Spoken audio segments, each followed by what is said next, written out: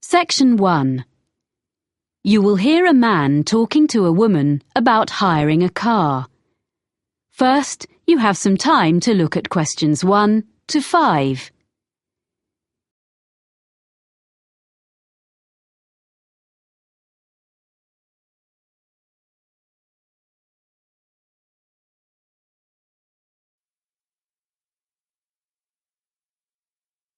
You will see that there is an example that has been done for you. On this occasion only, the conversation relating to this will be played first. Hello, how can I help you? Hi, I'm Carlton Mackay, and you booked me some flights recently to Australia and some internal ones? Oh, yes, Mr. Mackay. I remember you now, of course. Well, I find I'm going to need car hire while I'm in Sydney after all. I think you said you could recommend a good value company? Yes, that's right. Cost-wise cars. They're very good and don't charge lots of extras. They have 3 offices in the Sydney area, including one office right at the airport. The number of offices in Sydney is 3, so 3 has been written in the space. Now we shall begin. You should answer the questions as you listen, because you will not hear the recording a second time. Listen carefully and answer questions 1 to 5. Hello, how can I help you? Hi, I'm Carlton Mackay, and you booked me some flights recently to Australia and some internal ones? Oh, yes, Mr. Mackay. I remember you now, of course. Well, I find I'm going to need car hire while I'm in Sydney after all. I think you said you could recommend a good value company? Yes, that's right. Cost-wise cars. They're very good and don't charge lots of extras. They have 3 offices in the Sydney area, including one office right at the airport. So I'll just book it online? Yes, you can book online, but you should have their phone number too, just in case. Of course. That's 1800 705 639. It's on the website, and you can get a discount if you quote your booking reference from us. Oh, what's that? I mean the one you got from me when we booked your flights. I have it here. 743002. Oh, thanks. I guess I've got it at home, but I'll write it down again in case. A discount is good. So, where exactly is the office? I'll be coming to the domestic terminal from Melbourne. It's immediately outside the international terminal. OK. And another thing I want to check is, will they be open when I arrive, or is it just office hours? Well, they open at 7:15 and close at 6:15 in the evening. So let's see. You're due to land at 6:10. By the time you've collected your bags and so on, which will take a little while, they won't be open. But if you arrange it in advance, they can wait for you. You do have to pay an extra $30 for that, though. OK. Well, I'm staying near the airport the first night, so I could go back in the morning and save a day's hire? Yes, that'd be better. That'd save you about $50. Do you know what kind of cars they have? Quite a variety, I think. The best value should be under $60 a day, with luck. That would be the Echo, I guess. Sorry? ECHO. Like when your voice bounces back? Before you hear the rest of the conversation, you have some time to look at questions 6 to 10.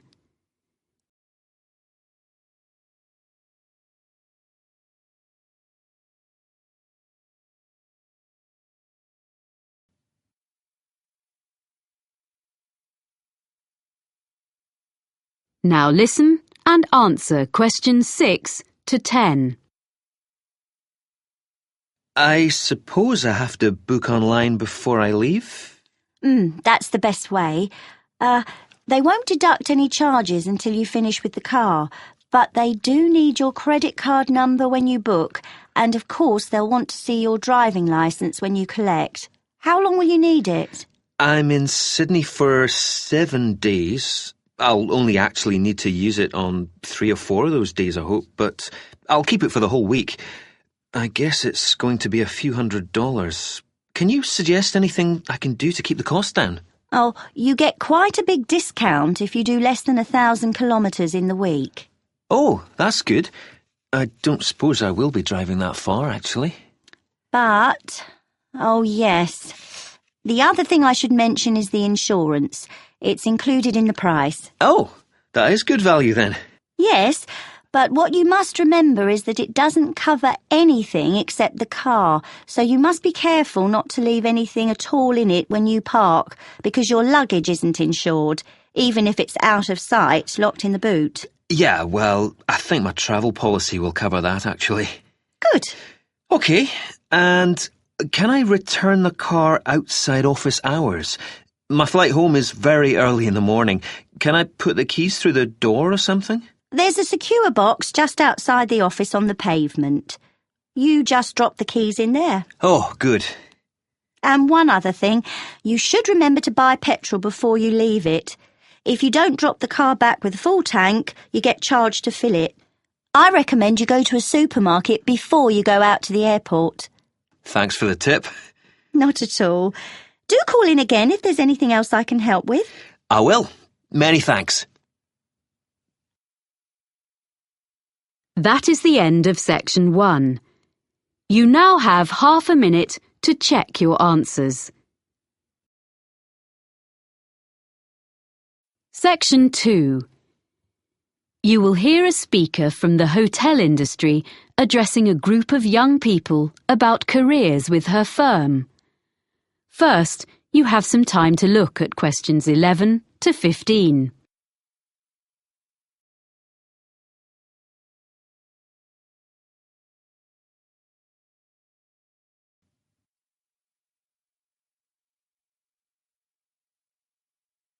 Now listen carefully and answer questions 11 to 15.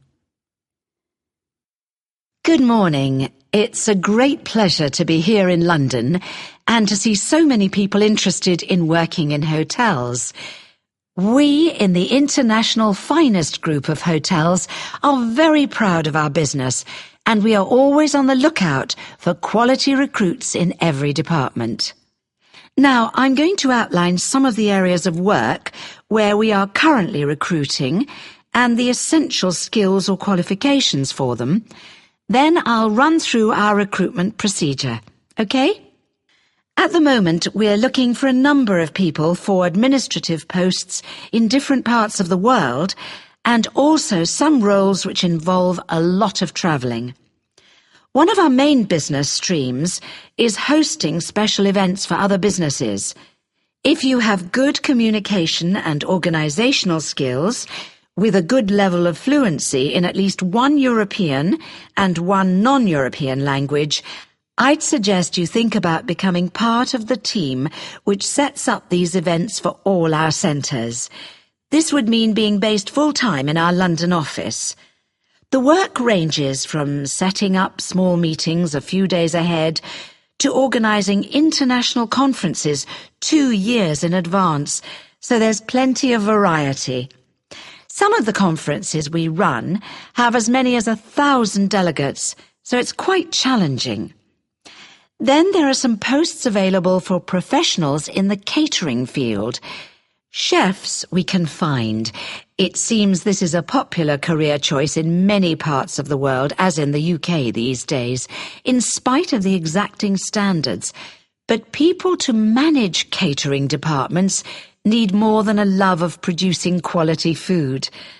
We're after really energetic and totally efficient young managers who already have the relevant business qualifications, no training on the job here, and they must share the team's determination to make everything run smoothly at any time of the day or night. Or if you are the type of person who enjoys a challenge, what about becoming one of our relief housekeepers? You'll be a good people person, well-organised and supremely flexible.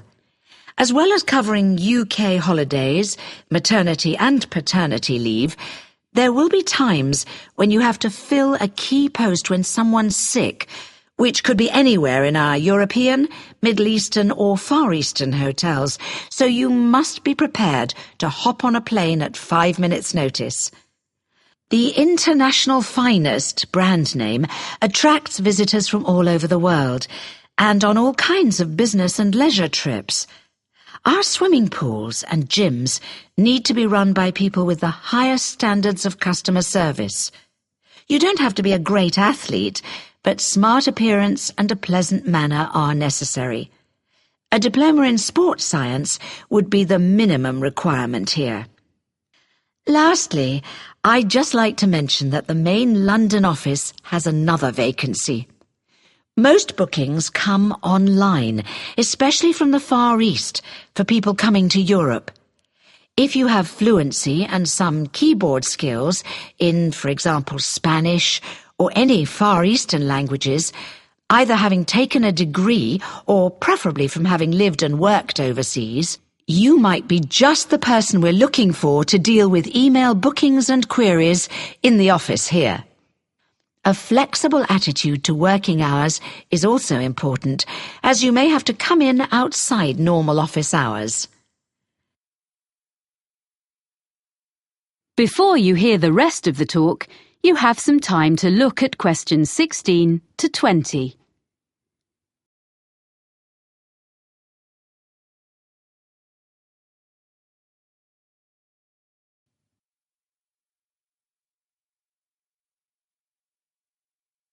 Now listen and answer questions 16 to 20. So that's an overview of the kind of jobs. Now, how to get them. First of all, provided you have a UK work permit, you can go online and register an interest in working for us. By return, you'll receive a unique applicant's code, which is your personal identification number and which we'll use in all communications. Along with that, you get access to the Human Resources website, where you should make sure you understand the legal terms and conditions which apply to all our employees. That's also where you can then download the application form, fill it in, and send it back along with your CV. You'll know within 48 hours whether you're being considered as you get an automated response. Sorry if it's a bit impersonal, but at least it's quick. Hopefully, if we like the sound of you, there will be in that automated response a list of times for an initial interview which will take place by telephone during the following week. You confirm by email which of the time slots will suit you. Provided the interview is satisfactory, at that point we'll ask for any evidence of qualifications required, which might be your degree or diploma certificate or so on, which you have to send certified copies of, and we contact your referees. The last thing you have to do is you come along and have a look round the International Finest Group head office, get to know some of our team in human resources face-to-face, and participate in a one-day recruitment seminar, which involves a number of group and individual activities, along with other potential employees. Then, with luck, we'll offer you a job. So I hope you like the sound of joining our organisation. That is the end of section 2. You now have half a minute to check your answers. Section 3. You will hear a student of landscape architecture discussing a project with his tutor. First, you have some time to look at questions 21 to 24.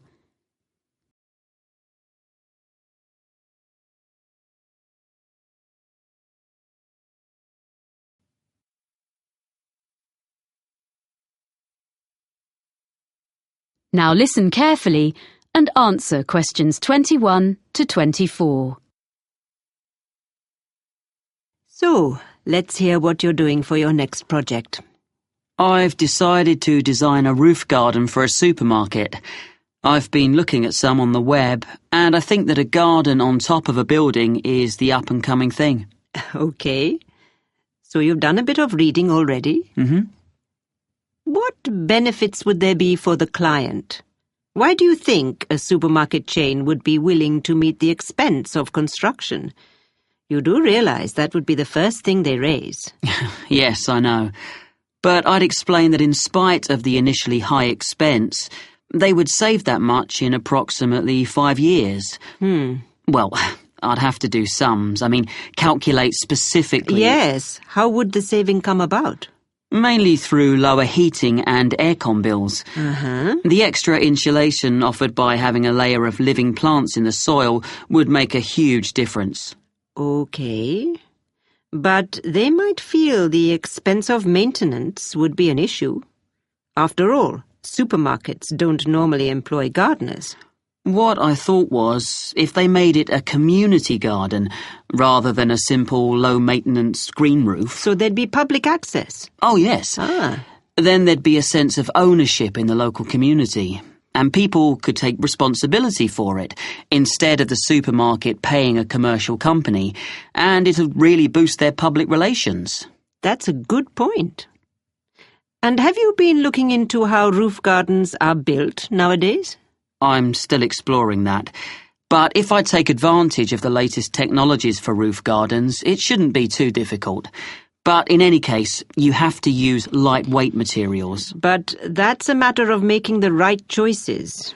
You can even use quite traditional ones, such as wood, for the planting areas. Yes, that's what I thought.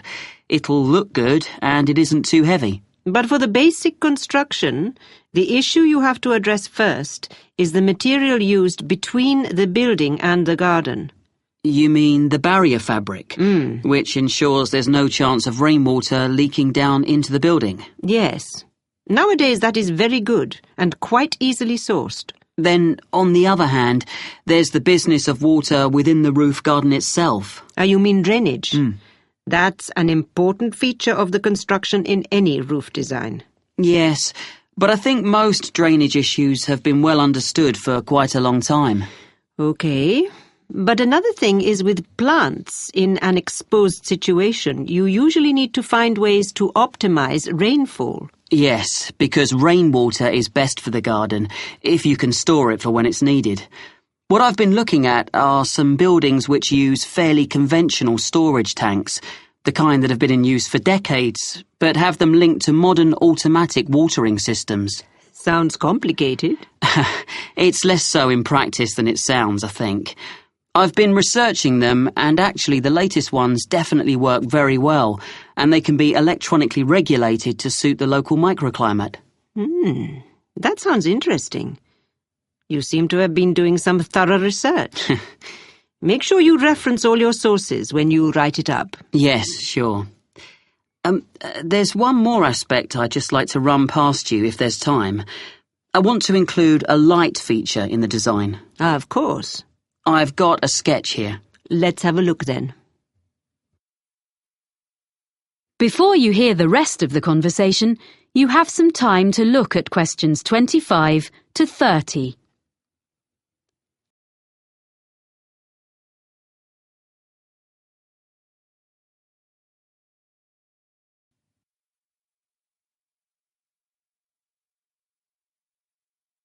Now listen and answer questions 25 to 30. Well, I was really impressed by something I saw on a roof in Cornwall, and I'd like to design something similar. You have an area of planting, and I'm thinking of installing this lighting in an area filled with low-growing evergreen shrubs. You'd have to have lights and things well away from anywhere children might be. But I can see this could be very effective, if a bit complicated. How would it work? On this drawing, this is a section view. You have this low wall on the right. Yes, that's it. This is just one element, and these areas would be repeated all round the planted area. I think this will probably be a wooden wall using reclaimed timbers with an angled ceramic top surface.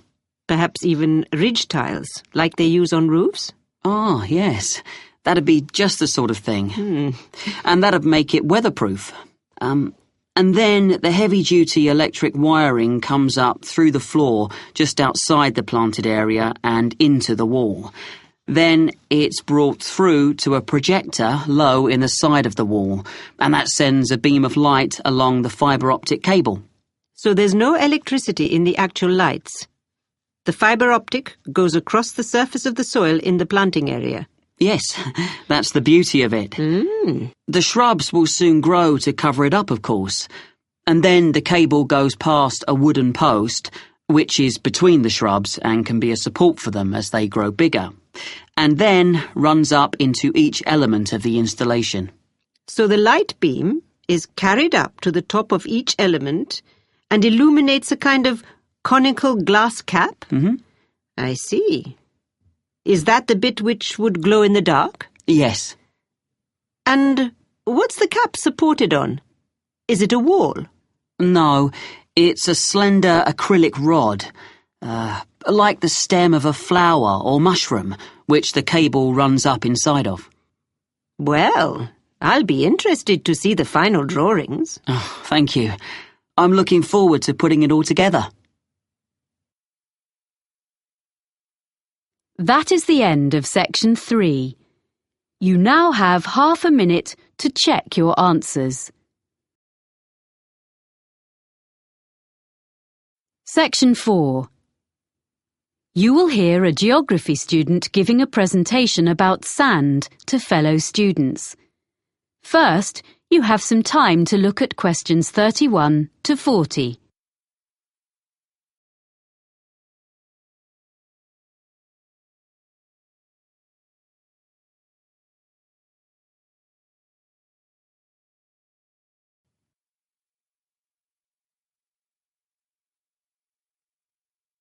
Now listen carefully and answer questions 31 to 40. First, I would like to tell you how the Argus computerized photography system has helped marine researchers. Then I shall talk a bit about sand collecting. Well, Argus is the system Dr. Rob Holman developed when he was working at a research pier on the coast of North Carolina about 20 years ago. This pier stretches out over the water, and it's the longest research pier in the world, with an observation tower on the end of it. The researchers there make precise measurements of how the sand moves about under the waves. This research is critical to the study of beach erosion in places where the coastline is being worn away. The Argus system helps to solve the difficulties encountered by these researchers. The system correlates the data from under the water with what Dr. Holman gets from his fixed camera, which is mounted above the water on the pier and uses time-lapse photography. Some of Dr. Holman's results have changed the way people understand how sand moves. To quote S. Jeffries Williams, a coastal geologist with the United States Geological Survey, the system is a critical piece of new technology, and the Argus system allows us to quantify and document visually the changes to the coast on a variety of different time frames. A lot of these take place when there is a storm, or at other times when it is difficult to have people out on the beach making observations and taking measurements. Up to now, Argus installations have been installed in places in Oregon, California, Hawaii, England, the Netherlands, Australia, New Zealand, Spain, Italy and Brazil, as well as in North Carolina. Now, I'd like to introduce Dr. Holman's sand collection. He started collecting sand in the 1980s, and he still collects it now, even though he has around 1,000 samples. They come from his travels and from geologists and amateurs all over the world, and the collection includes sand from each continent, including Antarctica.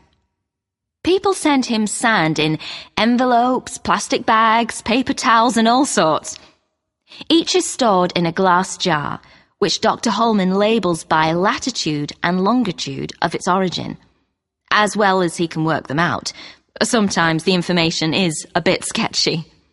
Anyway, it's mainly geology students at the university who study his collection, and they can learn a lot from it. For instance, one set of tubes displays sand from the east coast of the US, so you can see that the sand gets lighter and finer from north to south. By the time a grain of sand eventually washes up on a beach in Florida, at the southern end of that journey, it has been battered by waves for a long time, so the grains are fine and rounded, because most of the time sand is not stationary on the beach.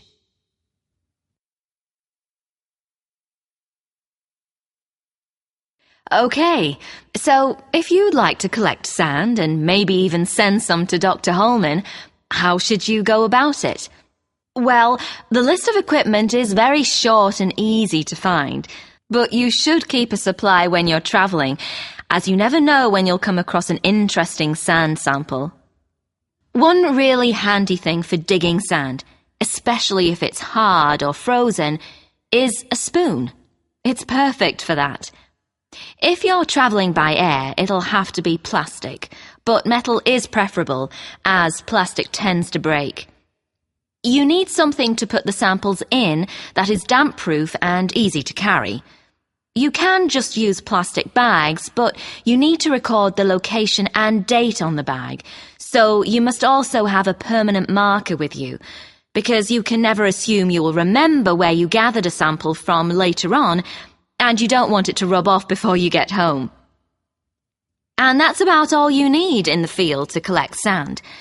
When you get home, your samples should be logged in a notebook or computer. You need to note the location and be really specific as to exactly whereabouts on the beach you gathered your sample, low tide mark, under cliff area, etc. Then you store your sample. You want to keep everything in good condition and avoid contamination. So first you make absolutely sure that each sample is perfectly dry. You don't need any complicated apparatus for this. You can just air it out on layers of newspaper, which is suitably absorbent. Most people find that's the best way.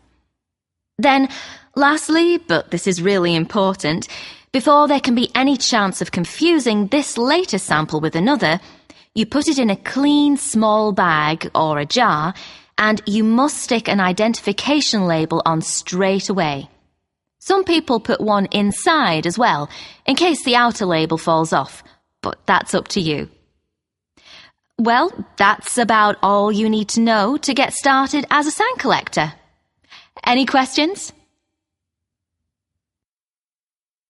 That is the end of section 4. You now have half a minute to check your answers.